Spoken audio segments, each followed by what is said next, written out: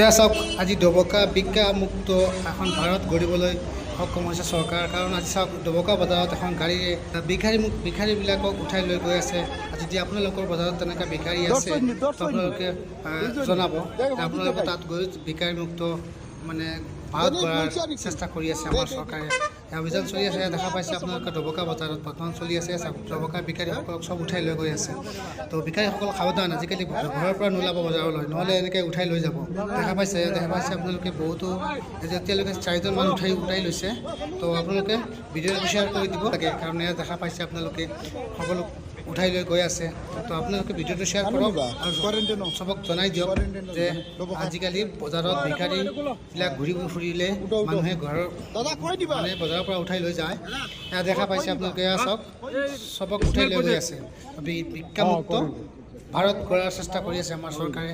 তো আপোনালোকে সহায় সহযোগিতা কৰক। আৰু এয়া দেখা পাইছে আপোনালোকে।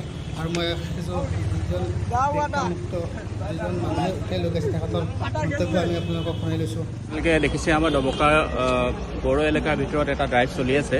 এইটো actually ministry of social justice and empowerment, আমাৰ যিটো মিনিষ্ট্ৰী আছে, এই মিনিষ্ট্ৰীৰ আণ্ডাৰত এটা স্মাইল বুলি এটা প্ৰজেক্ট চলি আছে। এইটো স্মাইল প্ৰজেক্টটো আপোনালোকে নিশ্চয় আমাৰ বেনাৰবিলাকত দেখিছে।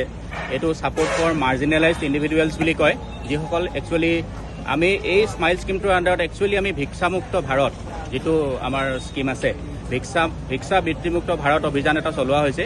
ইয়াৰ অধীনত কি হৈছে, আমাৰ ভাৰতবৰ্ষৰ যিবিলাক চিটিজ আছে, আৰ্বান এৰিয়াজ আছে, এই আৰ্বান এৰিয়াজবিলাক বেছিকেলি আমি টাৰ্গেট কৰা হৈছে।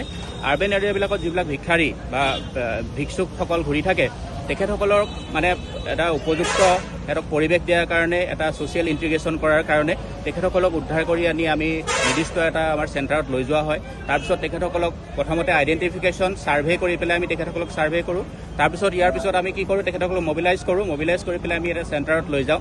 এই চেণ্টাৰটোত লৈ যোৱাৰ পিছত আমি তেখেতসকলক ইয়াৰ পিছত স্কিল ট্ৰেইনিং দিয়া হয়।